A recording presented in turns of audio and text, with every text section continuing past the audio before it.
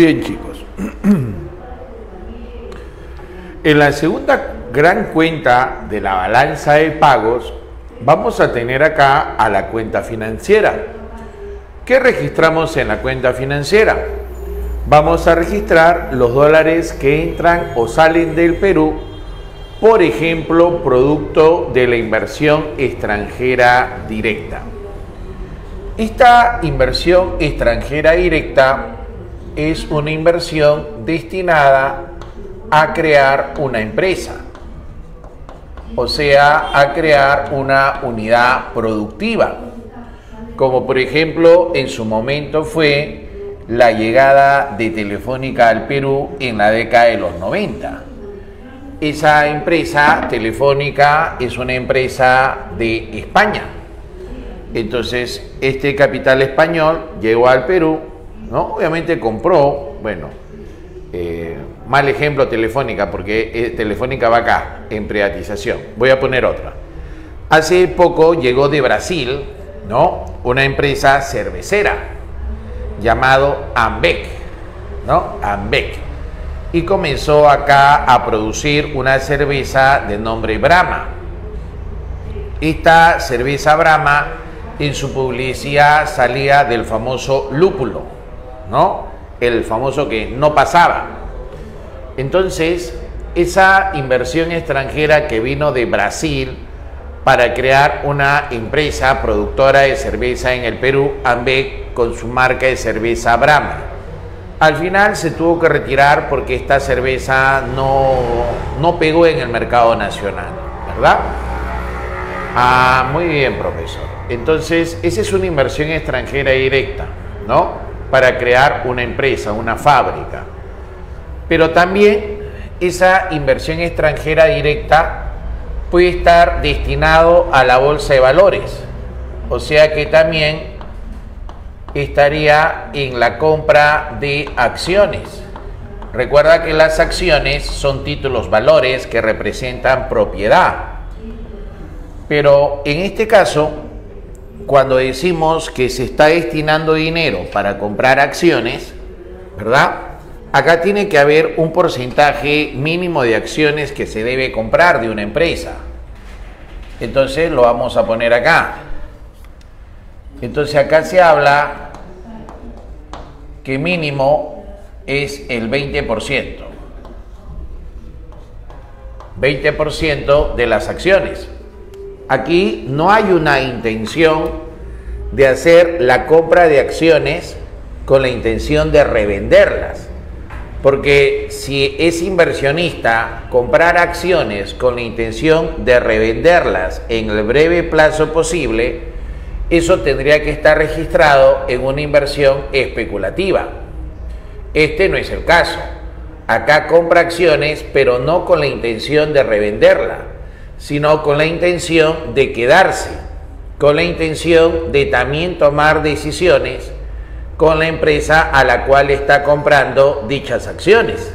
¿Te das cuenta? O sea, tiene una intención también de ejercer la dirección de la empresa, ¿no es cierto? Entonces, mínimo el 20%, pero para quedarse en el largo plazo, ¿no? Para quedarse en el largo plazo. O sea, busca ser socio de la empresa. ¿Te das cuenta? Ah, entiendo, profesor. O sea, que esa inversión extranjera directa no solamente es una inversión para crear una empresa, sino también que puede ser una inversión en bolsa de valores, comprando acciones, pero no con la intención de revenderla en el breve plazo posible, sino con la intención de quedarse en la empresa y al final tomar decisiones en la empresa. ¿Está bien? Diferente a la inversión especulativa. Esta inversión especulativa se le suele llamar de esta otra manera. Se le suele llamar capitales golondrinos. Así se le llama, capitales golondrinos. ¿Qué hace una golondrina? Las golondrinas en principio son aves pequeñas, aves chiquitas, que vuelan en conjunto, ¿verdad? Y llegan a un determinado lugar, comen, no dejan nada y se van. Entonces, los capitales golondrinos son esos, aquellos que llegan, comen y se van. Entonces, hay inversionistas en diferentes partes del mundo que están observando las inversiones en diferentes, o las bolsas de valores en diferentes países. Cuando estas bolsas de valores están buenas, entonces meten su capital.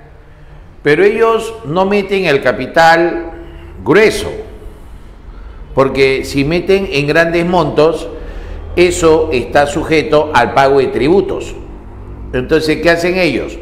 Lo desmenuzan y ponen bastantes inversiones chiquititas para que estén exoneradas del impuesto.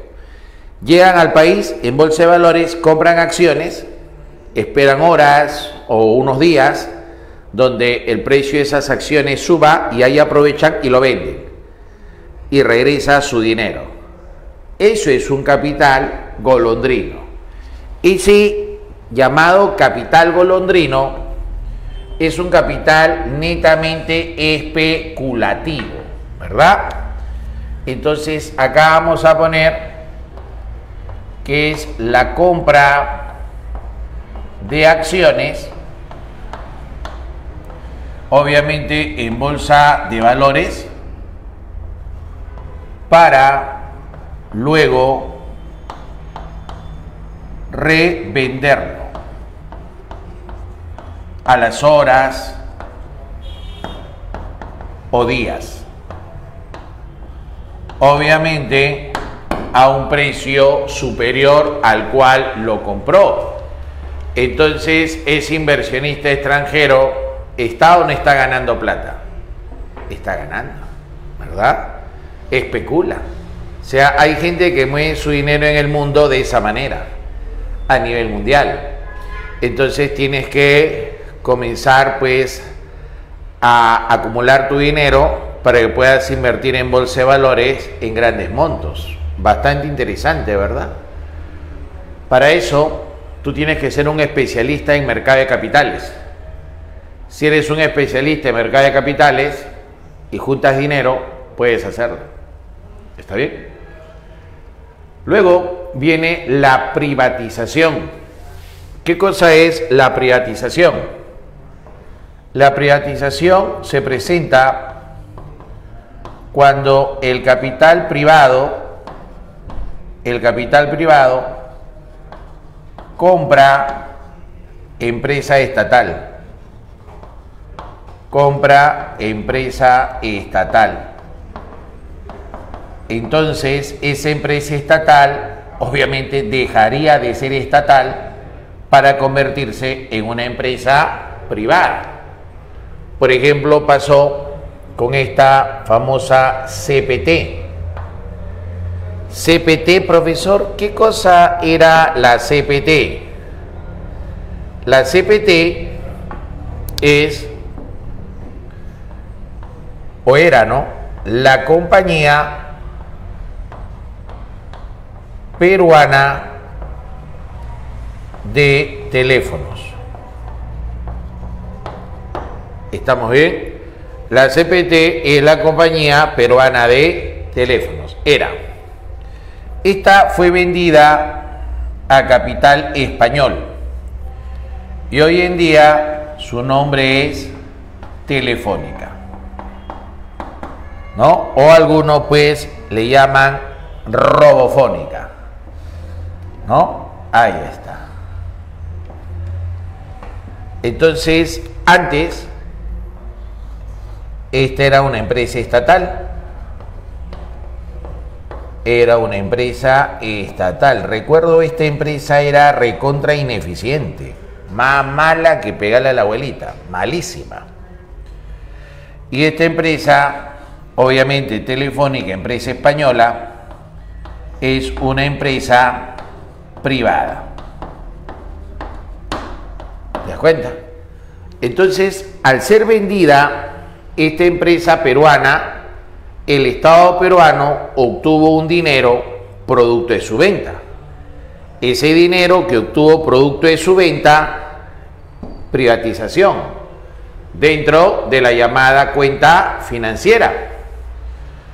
Hay otras empresas que han sido privatizadas, por ejemplo, Solgas. Solgas le pertenecía a Petroperú.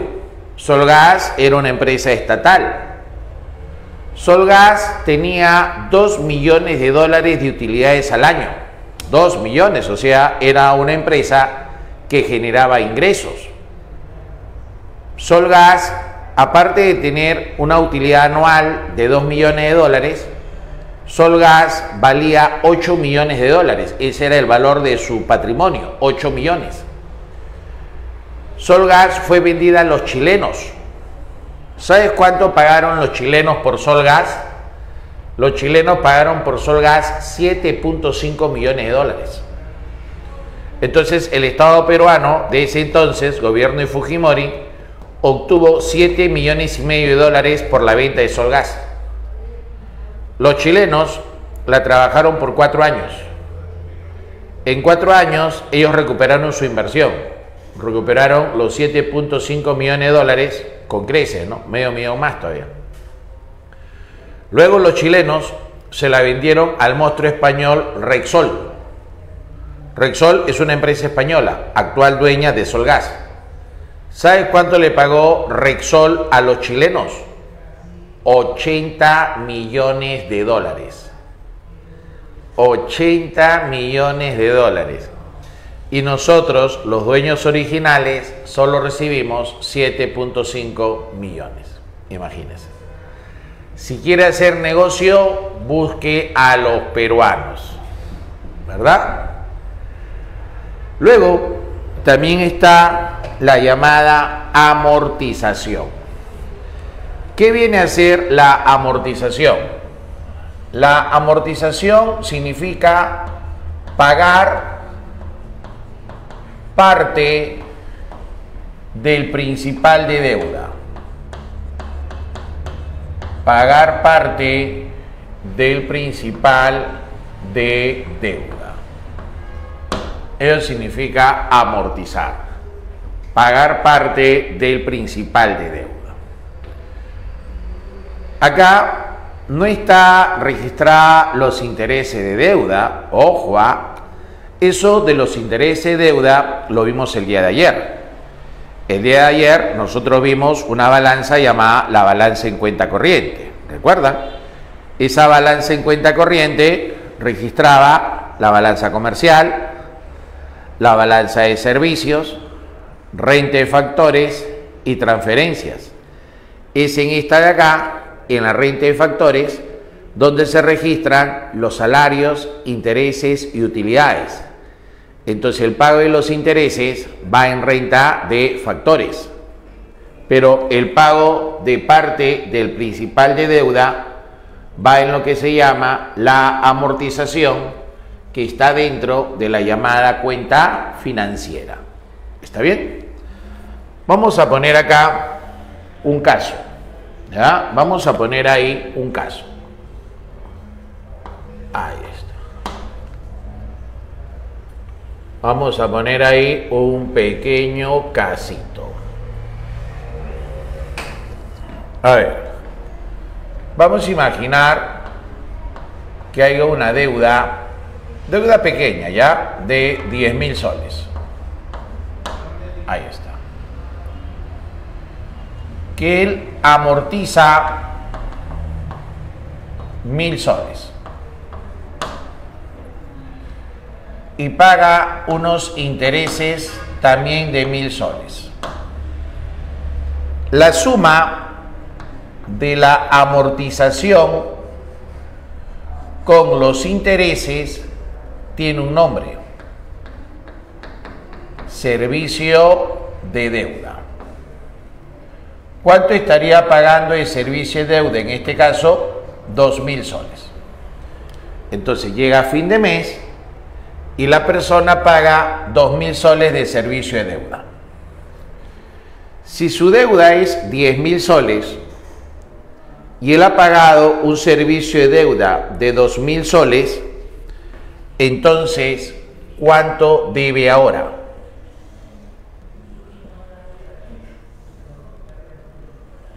¿Cuánto sería el valor de su deuda? Para saber cuánto es ahora lo que debe, simplemente vas a hacer lo siguiente.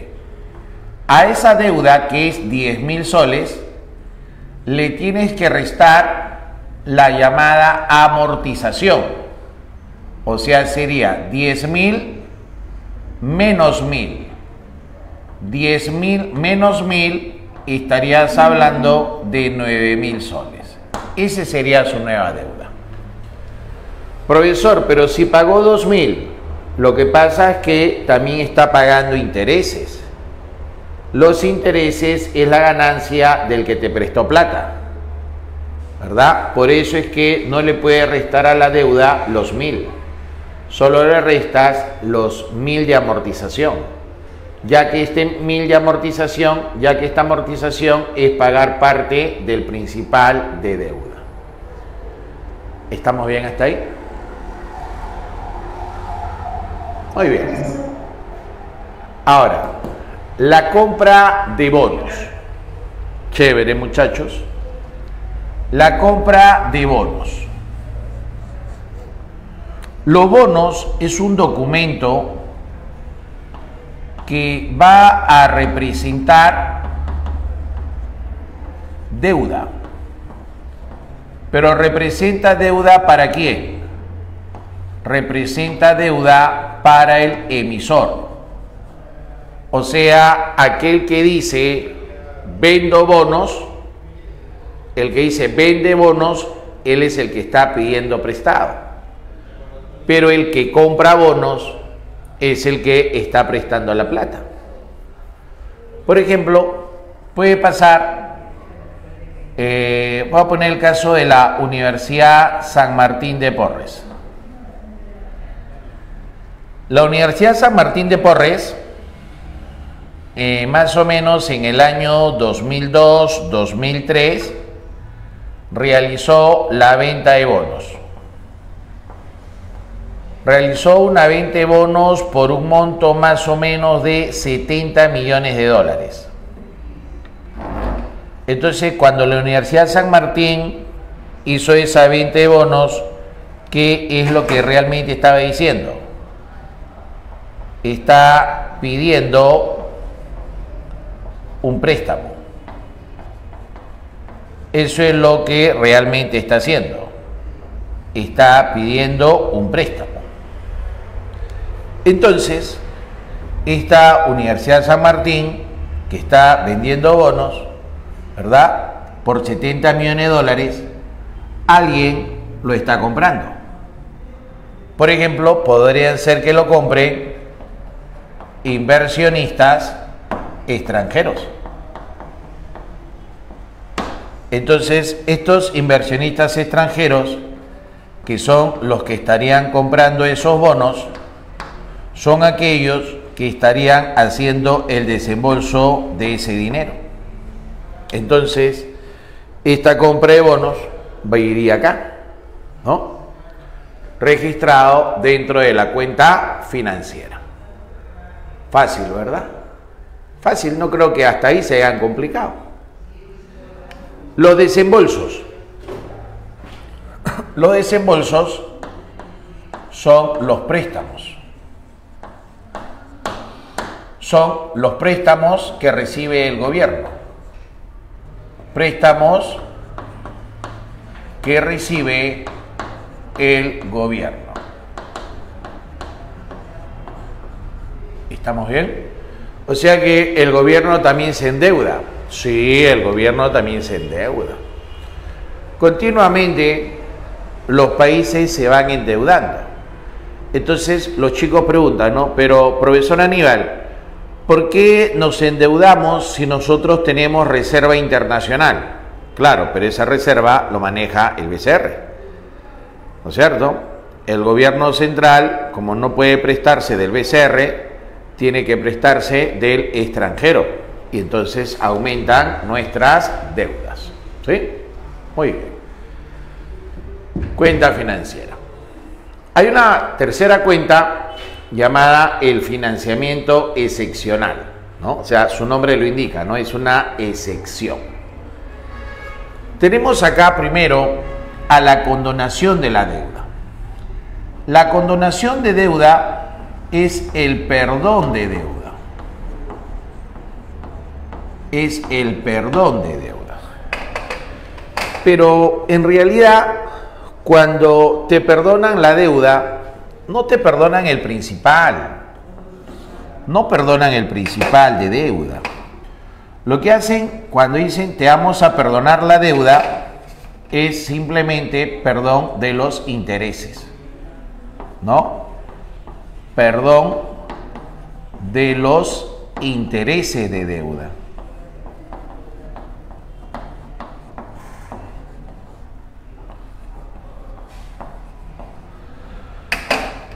Profesor, ¿por qué hacen eso? Para que pagues. Por ejemplo, te presta 100. Vamos a trasladarlo un ejemplo a nivel de personas. La persona se presta 100 y no puede pagarlo. Pero debido a los intereses moratorios, la deuda se vuelve 1000. ¿No? O sea, se disparó la deuda por los intereses moratorios. Pero realmente la deuda era 100. Profe, pero ahora debo 1000 con intereses. Entonces, si yo no pude pagar 100, mucho menos va a pagar 1000. Entonces, la entidad que te prestó plata dice, pucha, que ¿cómo hago para incentivarlo a que éste pague? Entonces le digo, mira, tú me debes 1000. Como tú tienes un buen historial crediticio, vamos a hacer algo. Te voy a perdonar bastantes intereses y ahora me vas a deber solo 200. Si tú me pagas 200 en esta semana, tu deuda está saneada. ¿Te diste cuenta del proceso? Simple, ciudadano. Muy simple. Saneaste la deuda. ¿Por qué? Porque te condonaron, o sea, te perdonaron, pero no te perdonaron toda la deuda. Te perdonaron solo los intereses, ¿verdad? Para incentivarte a que pagues.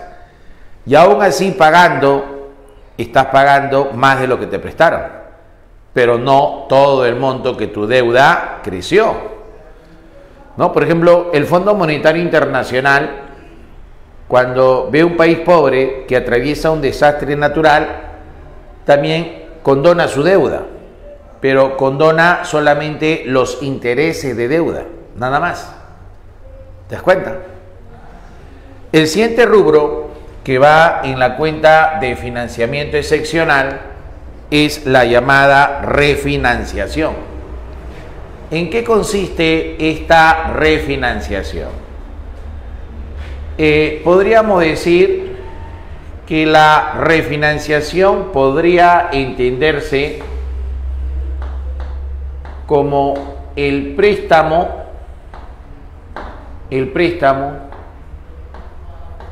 para pagar deuda.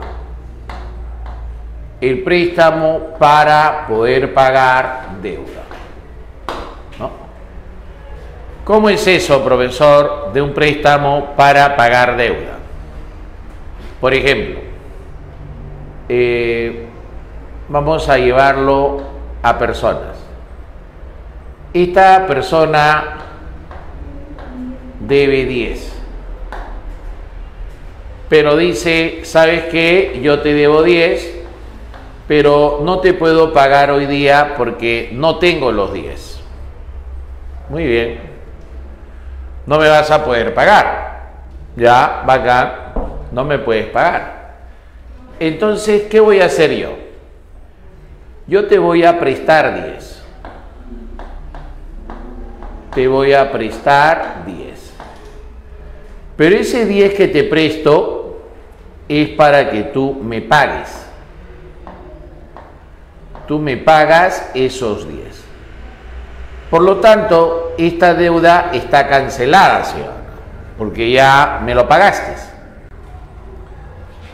Pero has adquirido 10.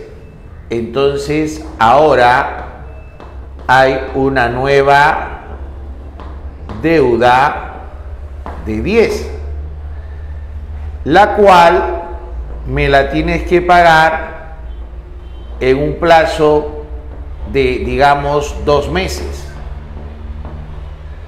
con los intereses que obviamente genere eso. Es por eso que también esa refinanciación se podría entender como una ampliación del periodo de pago.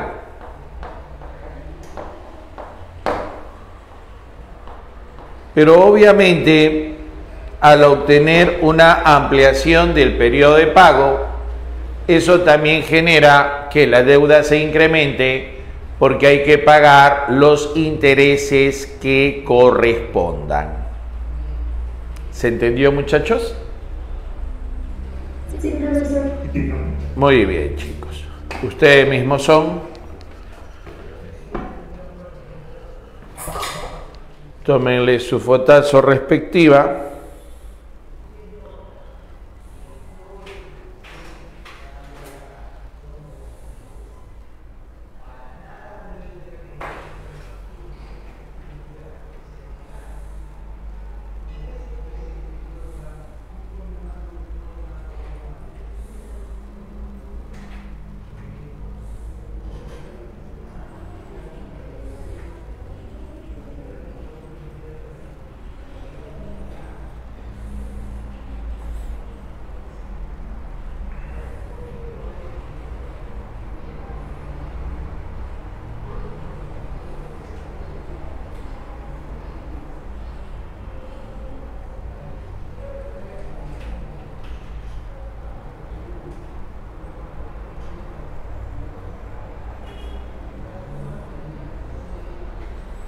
Bien, voy a borrar, voy a lavar esta motita, ¿ya?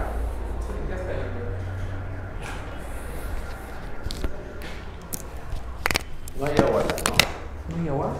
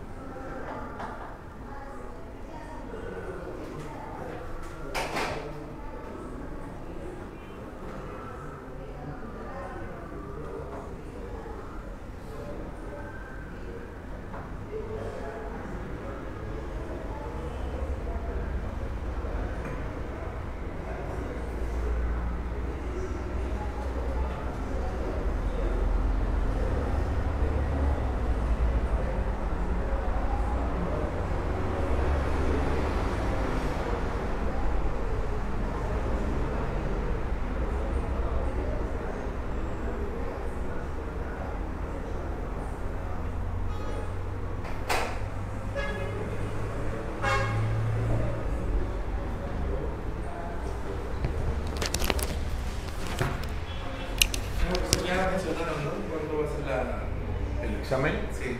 Ya no, salió en octubre creo que es. Todo octubre.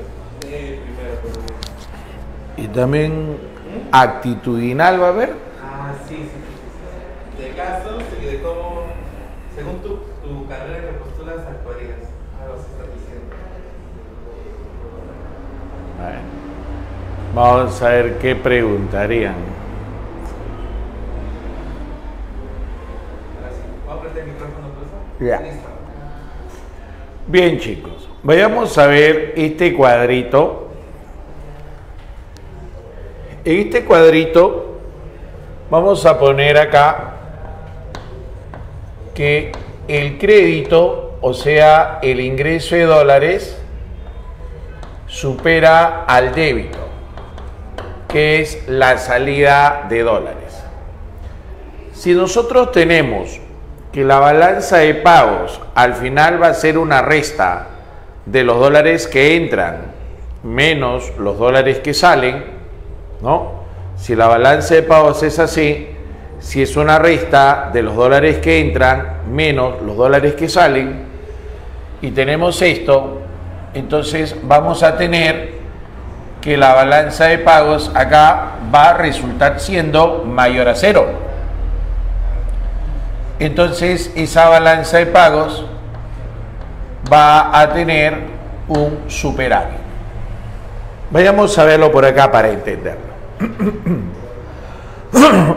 Vamos a tenerlo por acá. Tengo que la balanza de pagos es igual a la resta del crédito menos el débito, ¿verdad? Voy a imaginar que el crédito son 100 millones de dólares.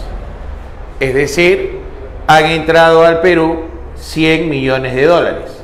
¿Sí? Eso es lo que ha entrado. Y ha salido, digamos, 60 millones de dólares. Si este crédito es de 100 y este débito es de 60, la resta en este caso va a ser ¿de cuánto? De 40 millones. Entonces, al ser de 40 millones, indica que hay un valor positivo. Ese valor positivo se conoce con el nombre de superávit. Es por eso que ponemos de esta manera, ¿no? La balanza de pagos es mayor a cero. Y al ser mayor a cero la balanza de pagos ahí va a ser superavitaria. Va a haber un superávit, muchachos. Ahora, adicional, ¿cómo puedo entender mejor el superávit? Miren, vamos a poner acá barritas. Esta primera barrita voy a decir que es el crédito. O sea, es el ingreso de dólares al país, ¿verdad? Y esta otra barrita que aparece por acá, vamos a decir que es el débito. O sea, el egreso de dólares del país. ¿Vale? Entonces, con este tamaño de barra, con este crédito, voy a lograr cubrir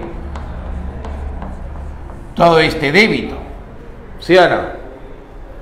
Pero hay una parte del crédito, o sea, una parte del ingreso, que le voy a poner el valor de 40, que se dice que eso se llama el superávit. Entonces, ¿cómo defino el superávit? Lo puedo definir así, ¿no? Este superávit está dentro de ¿qué? Del ingreso, ¿verdad? O si gustas, dentro del crédito. Yo lo voy a llamar ingreso. Entonces, el superávit es una parte del ingreso. ¿Sí? Porque está dentro, que es un componente. Pero es la parte del ingreso que excede al egreso. A eso se le va a llamar el superávit. O si gustas, puedes decir el superávit es lo que sobra, porque el superávit sería el exceso, ¿sí o no? Ah, ya, profesor. Entendido. Entonces, si acá hay un superávit, significa que hay un exceso de dólares en el país.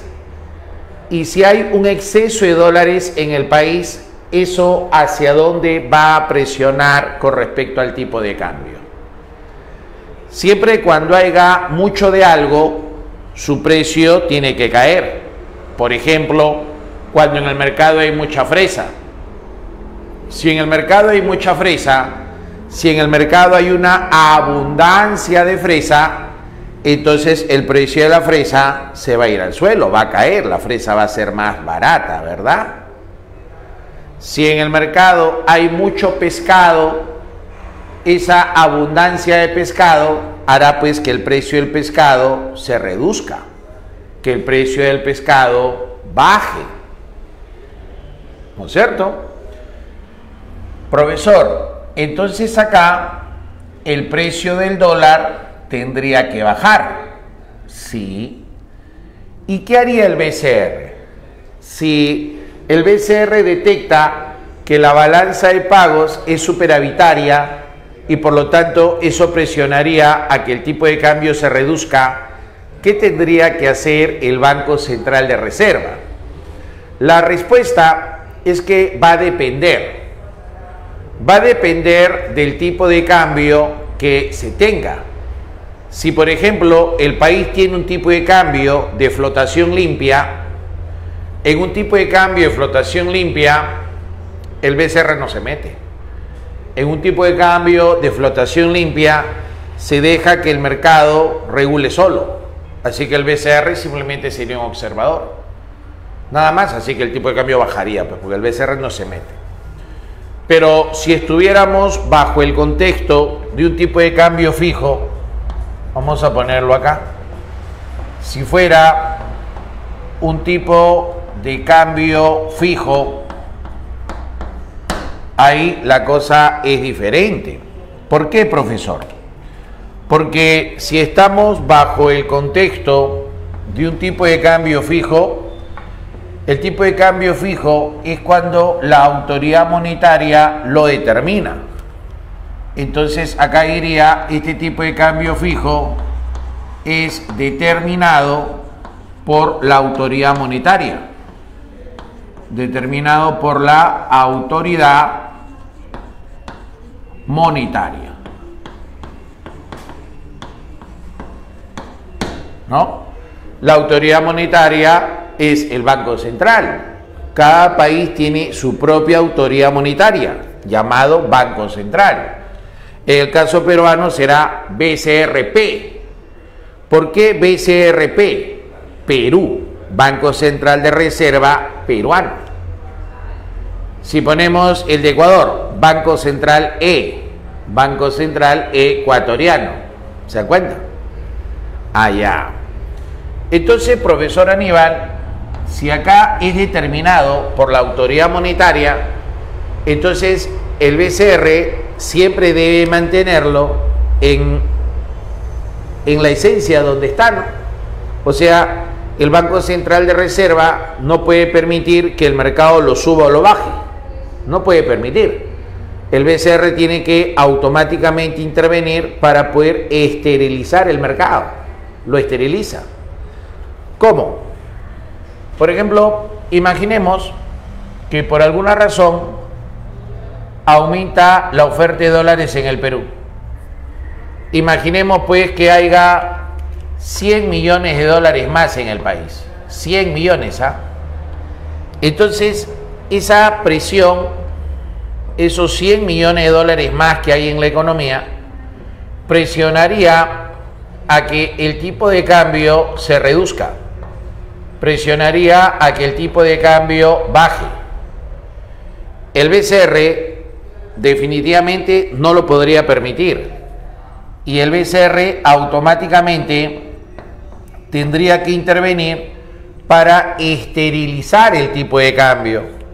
Entonces el BCR, el Banco Central de Reserva, automáticamente tendría que intervenir para realizar la compra de dólares.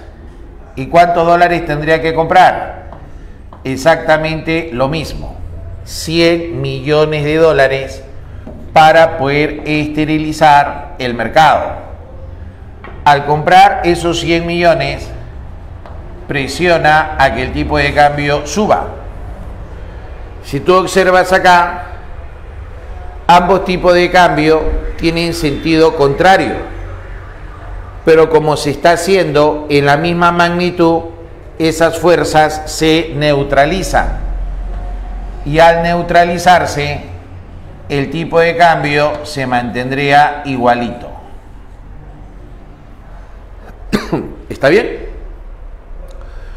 Profesor, ¿podría explicarme esto con gráficas para poder tener como una radiografía y poderlo verlo mejor? Sí. Mira, el tipo de cambio es un precio, ¿verdad? El tipo de cambio viene a ser el precio de la moneda extranjera. En este caso, el precio del dólar. Entonces voy a poner en el eje de las ordenadas al tipo de cambio. Y voy a plantear acá. Esta es la curva de la oferta de dólares. Por acá tengo la curva de la demanda de dólares. El cruce te está generando un equilibrio. Ahí está el equilibrio 1. En ese equilibrio 1 vamos a tener nosotros ahí un determinado tipo de cambio, ¿cierto? Ahí está 1. Ahora lo que está pasando es que la oferta de dólares está subiendo. La oferta de dólares es esta curva creciente. Si esta oferta está subiendo, entonces se desplaza a la derecha. Ahí está. Se desplazó a la derecha la oferta de dólares. Se generó un nuevo equilibrio, equilibrio 2. Y en ese equilibrio 2, ¿qué pasó con el tipo de cambio? Profesor Aníbal, el tipo de cambio bajó, tal y cual lo puse acá, ¿verdad? Pero inmediatamente el Banco Central, esto es instantáneo, esto es algo violentísimo. El Banco Central va a realizar la compra de dólares y va a comprar 100 millones, o sea, lo hace en la misma magnitud. La compra es la demanda. Entonces mira hacia dónde se traslada la demanda de dólares. La demanda de dólares sube y se genera el equilibrio final. En ese equilibrio final, el tipo de cambio va a regresar a la normalidad. Es decir, de lo que estaba abajo, ahora ese tipo de cambio vuelve a subir. Pero se hace rapidísimo, así como diría tu profesor Marianito Chávez en un SAS, ¿no es cierto? Al toque, inmediato. Entonces, acá usted ha visto la radiografía de cómo haría el Banco Central para que ese tipo de cambio que el mismo Banco Central lo ha determinado se mantenga. O sea que el BCR ahí estaría actuando como un personaje que se encarga de esterilizar el mercado. Interesante, ¿verdad? Entonces, bajo un contexto de tipo de cambio fijo, si la balanza de pagos tiene un superávit, significa que hay una abundancia de dólares. Y si hay una abundancia de dólares en el mercado nacional, el Banco Central de Reserva inmediatamente va a realizar la compra de dólares. ¿Cuántos dólares va a comprar? Lo que hay acá, pues, ¿no? Si acá hay una abundancia de 100 millones, el BCR comprará 100 millones. Si acá hay una abundancia de 60 millones, el BCR comprará 60 millones. ¿Y esos dólares dónde los va a guardar? Los va a guardar en la reserva internacional. Por eso que esa reserva internacional estaría aumentando. Esa reserva internacional estaría subiendo. ¿De acuerdo? Ah, ya, profesor. Perfecto. Una duda del estudiante es, profesor, acá dice que el BCR compra dólares. ¿Cómo lo hace? ¿Va al Girón Ocoña y compra dólares? No. El BCR, cuando compra dólares, lo hace a través del sistema bancario. O sea, hace el pedido de los dólares al Banco de Crédito, al Continental, a todos los bancos privados que usted conozca.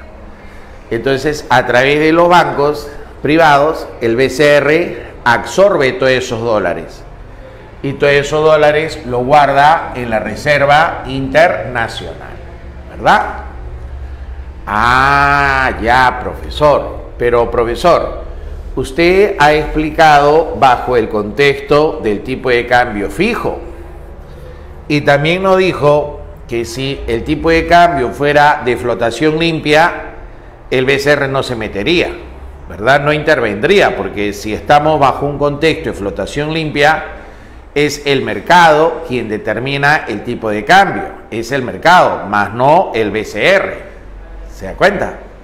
Ah, profesor, pero si tuviéramos un tipo de cambio de flotación sucia o administrado, que es el que el Perú tiene, el BCR también compraría dólares. También. En el administrado también compraría dólares, pero no compraría en la misma magnitud. ¿Ya? Por ejemplo, si acá hay un superávit de 100 millones, el BCR compraría 50, por ejemplo. Pero igualito el RIN subiría, ¿cierto? Pero no subiría en el mismo monto que fue superavitario. Porque en el tipo de cambio administrado, lo que hace el BCR simplemente es bajarle la velocidad. Veámoslo en esta parte de la pizarra. Si por ejemplo, acá ponemos el tipo de cambio administrado,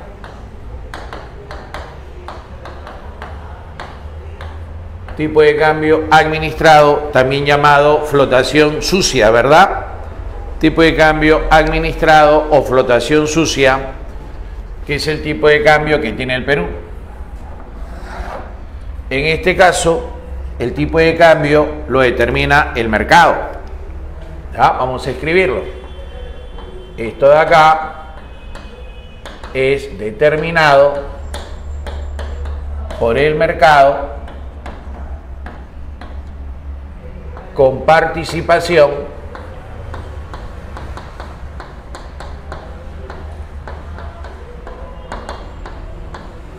del Banco Central de Reserva, comprando y vendiendo dólares. ¿Está bien? Profesor, pero es parecido al fijo. Parecido, sí, pero no igual. Porque acá en el administrado el BCR no lo va a neutralizar, no lo esteriliza, sino acá le baja velocidad.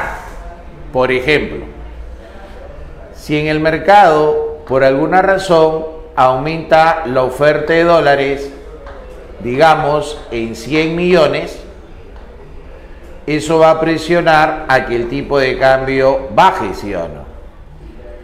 Entonces el BCR va a intervenir, pero para bajarle velocidad, o sea, para que no baje tanto. Entonces el BCR en este caso va a comprar, pero no va a comprar los 100 millones, de repente solo compra 20 millones para presionar a que el tipo de cambio suba. Como te darás cuenta, acá no lo va a neutralizar, porque el mercado tiene más fuerza, ¿sí o no? Entonces no lo neutraliza, no lo esteriliza, el mercado tiene más fuerza. Lo que sí va a pasar acá es que el BCR le va a bajar velocidad, o sea, el tipo de cambio va a bajar todo esto, pero como el BCR intervino, ya no bajó todo esto, sino bajó hasta acá nomás. ¿Te das cuenta? Eso hace. Entonces, al final, el tipo de cambio debe bajar, pero va a bajar menos de lo que hubiera bajado si es que el BCR no hubiera intervenido. ¿Te das cuenta? Entonces, conclusión, si la balanza de pagos es superavitaria, va a haber una abundancia de dólares, ¿verdad? Entonces, si el país tiene un tipo de cambio fijo o tipo de cambio administrado, el BCR va a comprar dólares. Y si compra dólares, eso lo guarda en el RIN, en la Reserva Internacional. Pero si fuera una flotación limpia, el BCR se va a mantener al margen, no interviene. ¿Ok? Mucho cuidado con eso, ¿ah? Así que ten cuidado en ese tipo de preguntas, ¿no?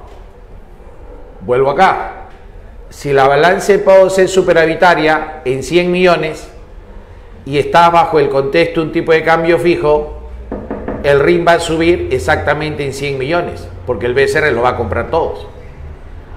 Pero si estás en un tipo de cambio administrado, el RIN igual va a subir, pero ya no subiría en 100 millones, sino subiría en menos de 100 millones, porque el BCR solo compraría una parte de ellos. ¿Se entendió esa parte, muchachos, o hay dudas hasta ahí?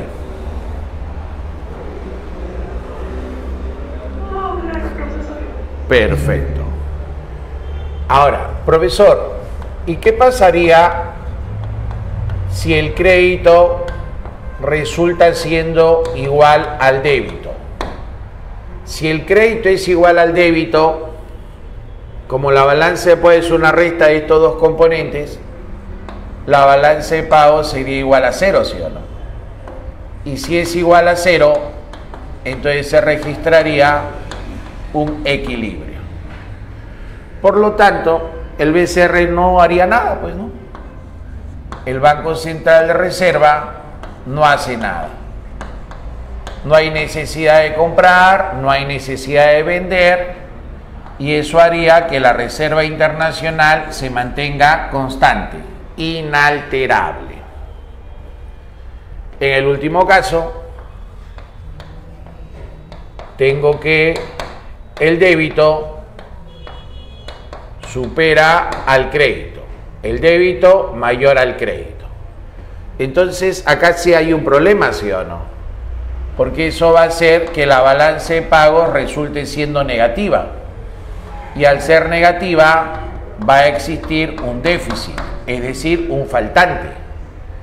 Entonces, como faltan dólares, el BCR va a tener que sacar dinero del RIN y meterlos a la economía. Saca dólares de las reservas y lo inyecta a la economía, los vende a través de la banca privada, ¿no? Entonces los mete a través de los bancos. Por lo tanto, diríamos, ¿no? El Banco Central de Reserva vende dólares y esos dólares los ha sacado de la Reserva Internacional. Por eso que la Reserva Internacional se va a reducir. Muy bien, muchachos. Ustedes mismos son. Tómenle su fotazo, por favor.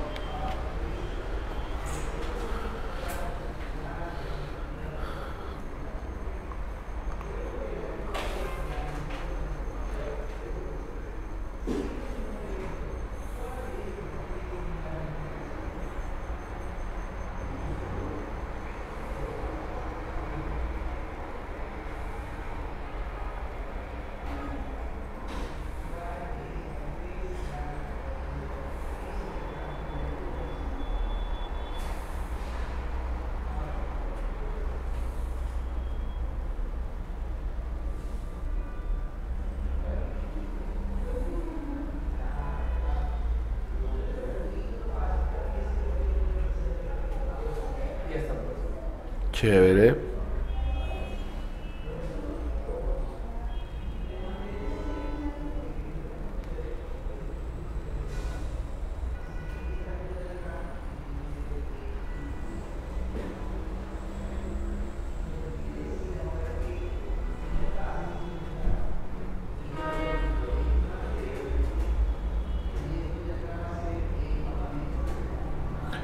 A ver, si ven la pregunta número 1 de su material de Economía 2, justo la pregunta 1 la acabamos de hacer, ¿verdad? Está acá. A ver, díganme qué harían, cuál sería la respuesta en la 1. Casa. Claro, porque ahí dice, si la balanza de pagos se encuentra en superávit, el primer caso, y el sistema de cambio es fijo, entonces tiene que comprarse o no. Sale a comprar dólares, pero tendría que salir a comprar exactamente el mismo monto en el cual la balanza de pagos ha salido superavitaria, ¿no? Exactamente en el mismo monto. Entonces, 1, alternativa casita. A ver, vamos a borrar la pizarra.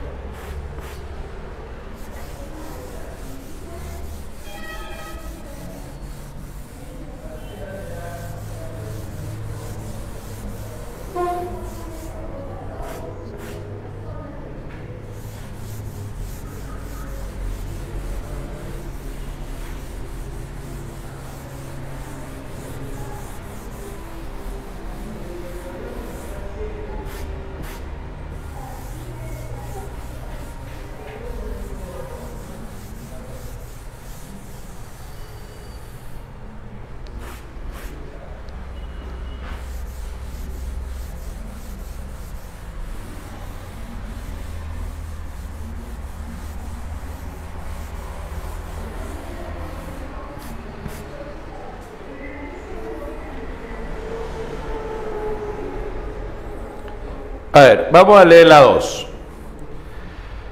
En la balanza por cuenta corriente se registran los ingresos y los pagos unilaterales. Ahí hay un dato importante, ¿ya? Obviamente acá hay varios chicos que ya la han resuelto. Los felicito. Pero igual hay que explicarla, ¿verdad? A ver, el dato es transacción y ustedes saben que las transacciones pueden ser de dos tipos: bilaterales y unilaterales, ¿verdad? Dos tipos de transacción: bilateral, unilateral. Cuando es bilateral, tú entregas A y te dan a cambio B. Esa es una bilateral. La unilateral es cuando tú entregas A y no hay nada a cambio. O te dan a ti B y no hay nada a cambio. ¿No es cierto? Entonces, las transacciones unilaterales, podríamos hablar de las donaciones. Las donaciones son ayudas.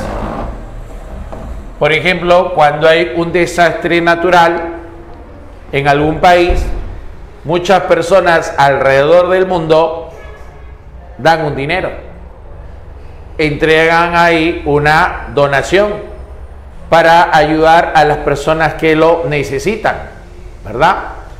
Entonces, la pregunta 2 se centra en las transacciones de corte unilateral, o sea, aquellas que tienen un solo sentido. Salen, solamente salen, o solamente entran, pero no tiene su contrapartida. Ahora, la pregunta también menciona a una balanza. La balanza en cuenta corriente. ¿verdad? Menciona esa balanza. Y esa balanza en cuenta corriente es la suma de la balanza comercial, la balanza de servicios, renta de factores y transferencias. En el caso de las tres primeras, en todas ellas, las transacciones van a tener que ser bilaterales. O sea, entregas A y recibes B.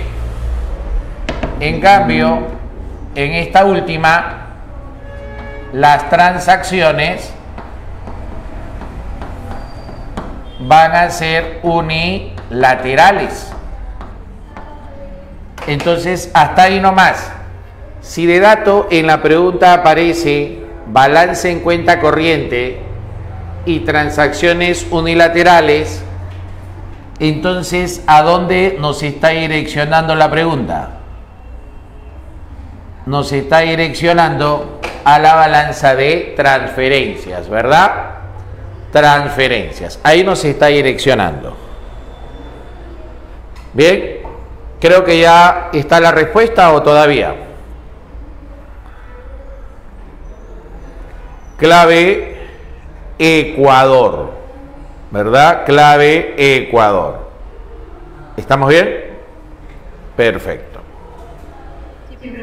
Pregunta número 3. Dice: Alberto Carlos, un ciudadano extranjero que está en Perú hace 2 años y ya formó una pequeña empresa que se dedica a la producción de empanadas, que sus compatriotas la venden en diferentes zonas de Lima, generando unos ingresos que le permiten mantenerse con tranquilidad a él y a su familia en Lima, pero también le permite mandarle $300 mensuales a su madre, que está en Venezuela. ¿En qué cuenta de la balanza de pagos se registra esa transacción?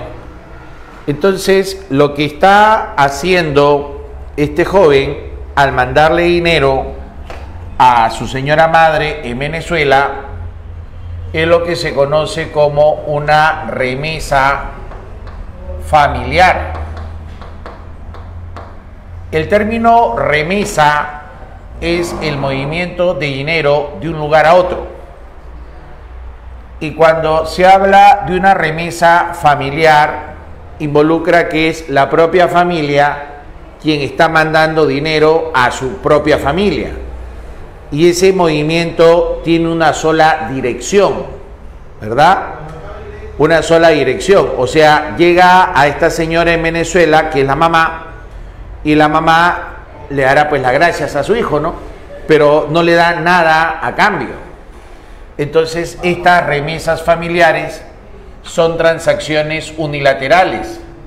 Y las transacciones unilaterales se registran en la balanza de transferencias corrientes, ¿no? Transferencias corrientes, donaciones y remesas familiares, ¿verdad? Entonces, la pregunta número 3 también sería transferencias, ¿no? Entonces, la respuesta en la pregunta 3 sería alternativa casita, ¿no? Casita sería la 3. Pregunta número 4. Dice: el esquema de la balanza de pagos diseñado por el Fondo Monetario Internacional permite saber el movimiento de dólares que tiene un país frente al sector externo. Si se desea elaborar la balanza de pagos del Perú, las transacciones que deberían registrarse serían, a ver, vamos a poner acá a la pregunta número 4.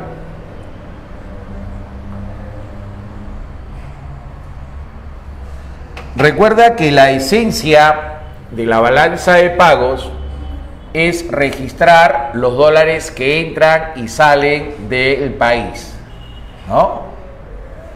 Ahí está. Entonces pongamos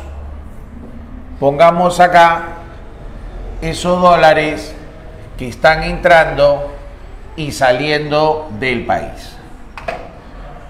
Cuando ese dólar entra a la economía nacional, se conoce con el nombre del crédito. El dólar entra, se llama crédito. Y si el dólar sale, será llamado débito. Pero ese dólar debe entrar o salir producto de la transacción de un residente con un no residente. Residente con un no residente. Pero como nos habla de la balanza de pagos del Perú, porque la pregunta clara que es del Perú, tendría que ser no residente peruano, residente peruano. Residente peruano con no residente peruano. ¿Te das cuenta? Entonces, ya usted ya sabe cuál es la respuesta, pero por si acaso, completo. Si quiero la balanza de pagos del Perú, la transacción tendría que ser entre un no residente peruano y un residente peruano. O a la inversa, ¿no? O a la inversa. Si quiero la balanza de pagos de Argentina, entonces tendría que ser no residente argentino con residente argentino. ¿Te das cuenta? Esa última aparece también como clave, ¿no? Por ejemplo, la B, ¿no? La alternativa B dice residentes argentinos y no residentes argentinos. Claro, eso es balance de pagos también, pero es la balance de pagos de Argentina, ¿verdad? Por lo tanto, no podría ser respuesta porque la pregunta claramente habla de balanza de pagos peruana. Eso hace que la respuesta en la 4 sea casita, Colombia, Canadá, residentes peruanos y no residentes peruanos. ¿Estamos bien, muchachos? Perfecto, muchachos. Chévere. A ver, siguiente pregunta. Pregunta número 5. Los países tienen un ente central encargado de la política monetaria. En el caso peruano, es el Banco Central de Reserva del Perú, que también dentro de sus funciones está la elaboración de la balanza de pagos. Indique cuál es la relación correcta respecto a las cuentas que se encuentran en la balanza de pagos. Bien, en este caso, nosotros tenemos que hacer una conexión, nada más que una conexión, ¿verdad? A ver, la primera nos dice balanza en cuenta corriente. Esa es la primera. Balanza en cuenta corriente. Ya está.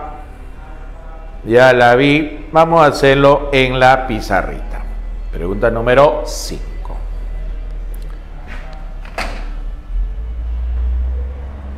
En la pregunta número 5 aparece la balanza en cuenta corriente. Esa balanza en cuenta corriente es la suma de la balanza comercial, la balanza de servicios, renta de factores y transferencias. Quiero que visualices la balanza de servicios. En la balanza de servicios entran y salen dólares del país producto del comercio de servicios. Por ejemplo, los viajes. ¿Ya? Los viajes va en balanza de servicios. Los viajes es la compra de bienes y servicios que hacen las personas que están de turistas, por negocios o por alguna capacitación académica. Y ahí hay una conexión que dice viajes, ¿verdad? Entonces sería 1. Oye, ¿qué pasó ahí? Bueno, ahí dice 4, 5 y 6. Ahí había un error, ¿verdad? Ahí dice 4, 5 y 6. ¿Cuál es el error? El error que... Claro, que viaje debe decir X. Viaje debería ser X. Donaciones debería ser Y. Y con donación de deuda debería ser Z. ¿Estamos bien? ¿Le hacemos la corrección, por favor? Viajes X, donaciones Y con donación Z. ¿Ya?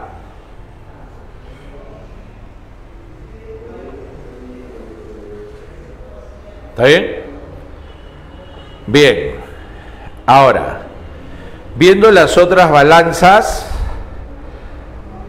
en X dice viaje, en Y dice donaciones. Ay, ay, ay, mira que se pone sabrosona.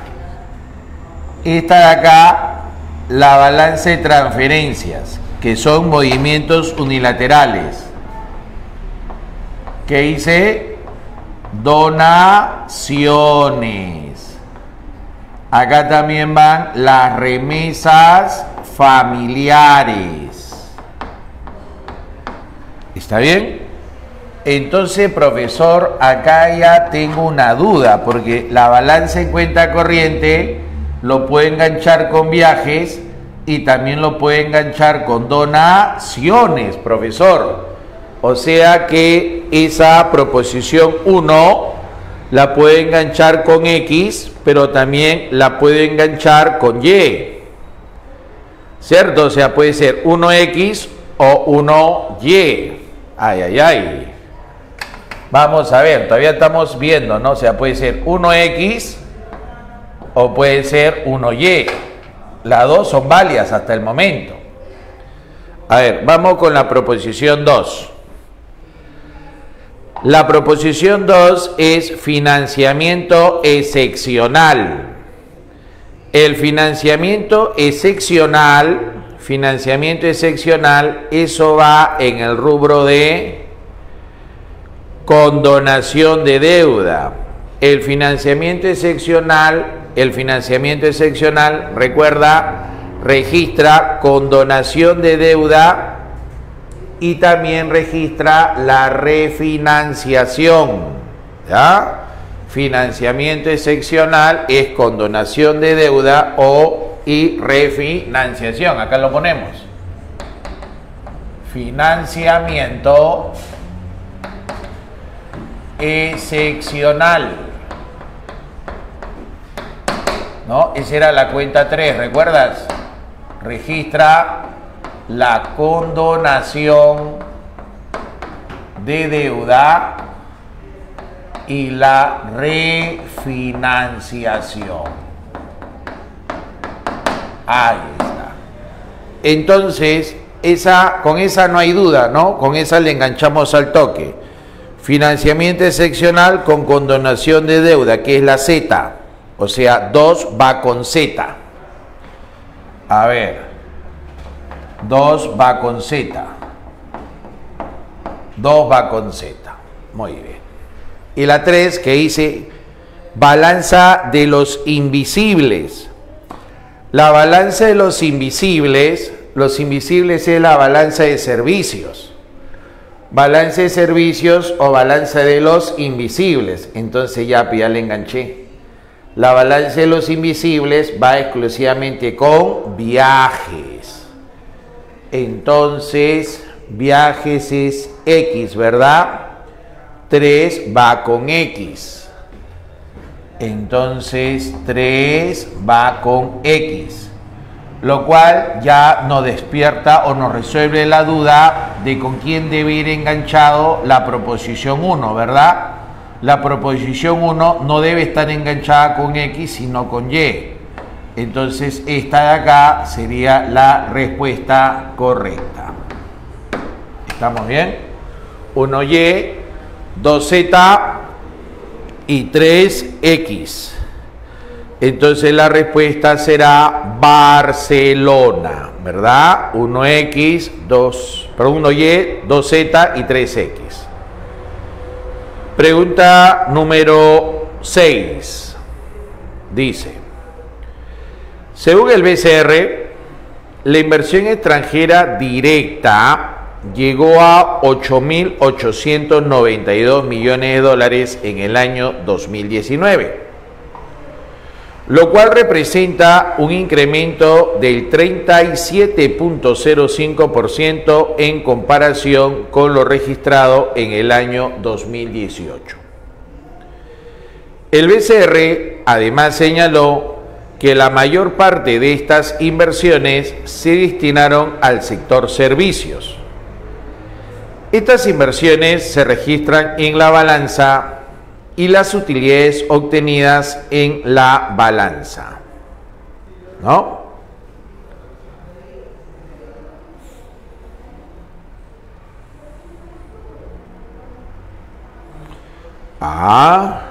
Mira, en la pregunta número 6, vamos a ponerlo acá, número 6, nos habla de qué cosa. Nos habla de las inversiones. De eso nos está hablando. Ahí dice claramente, muchachos, inversiones. ¿Está bien? Dice, las inversiones extranjeras directas llegó a 8.000 y tantos millones, lo cual representa un incremento en comparación al 2018. El BCR además señaló que la mayor parte de estas inversiones se dedicaron al sector servicios. Estas inversiones se registran en la balanza. Señores, las inversiones, usted lo tiene en la pizarra anterior que hicimos, va a una cuenta llamada la cuenta financiera. Ahí va la inversión extranjera directa, ahí va la inversión especulativa, ¿no? Los famosos capitales golondrinos. Esa es cuenta financiera. Ahora, luego esas inversiones se posicionan, ¿no? Ya comienzan a tener ganancias y las utilidades que obtengan, ellos las van a mandar a su país de origen. O sea, las van a sacar y eso será registrado en la balanza de renta de factores. Ya, en la balanza de renta de factores.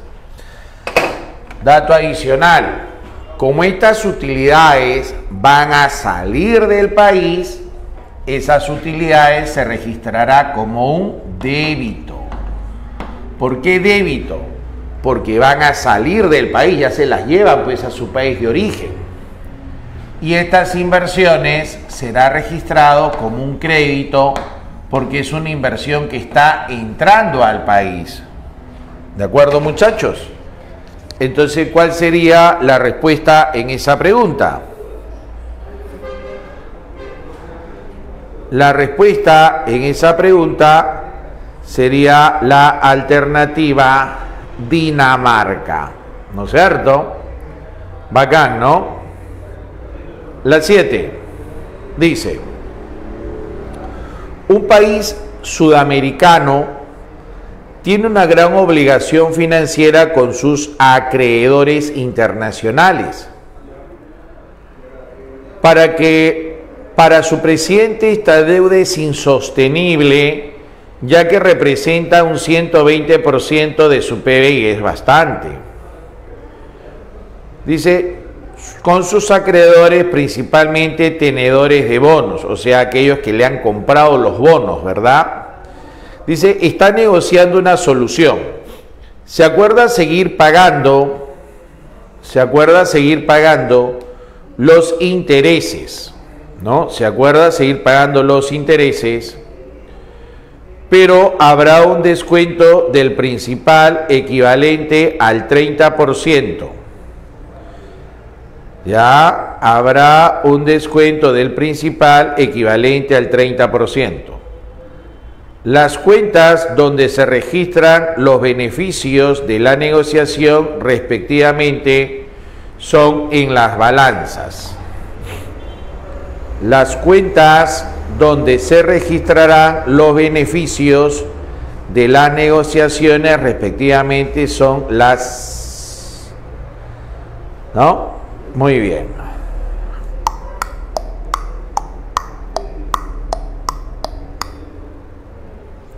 Hay una deuda, esa deuda no es un beneficio, obviamente.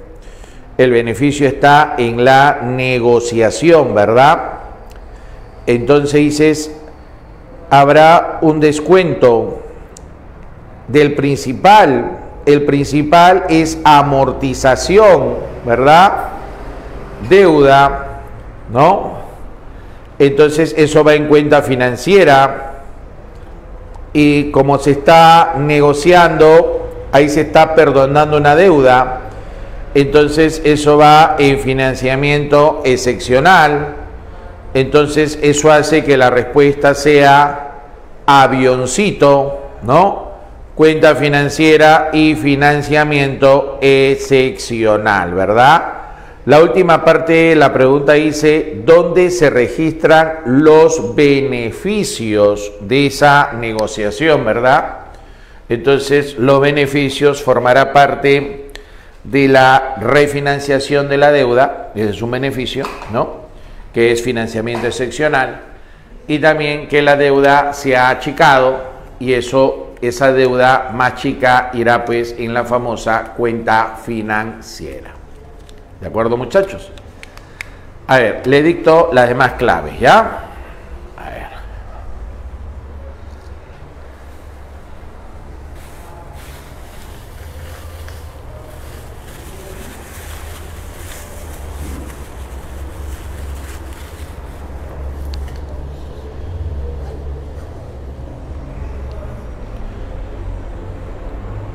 A ver. 8. Barcelona. 8. Barcelona. 9.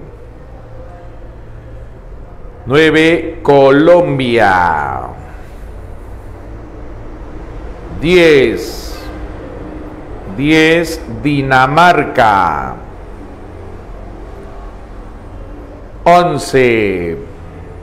Dinamarca. 12.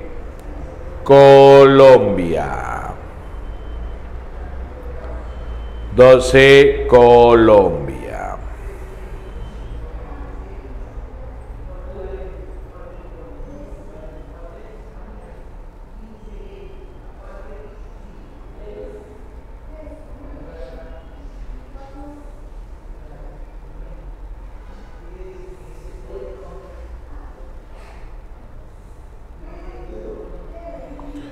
A ver, en el caso de Economía 1, te voy a dar algunas claves, ¿ya? Porque todavía no las he revisado todas. Economía 1. Pregunta 1, clave casita. 1, casita. En la pregunta 2, hay una corrección en la proposición 3. Dice, el país A tiene una balanza comercial de 1.000 millones de dólares. Debe ser menos 1.000 millones de dólares. Así le ponemos esa corrección, ¿ya? Menos 1.000 millones. Y eso haría que la clave sea Barcelona. 3, avioncito. y 4 Dinamarca. ¿Ya? El resto de las claves se las voy a pasar a tu tutor. ¿Sí? Bien, chicos. Muchas gracias. Nos vemos. Cuídense bastante. Gracias, profesor. Chévere, chicos. Cuídense.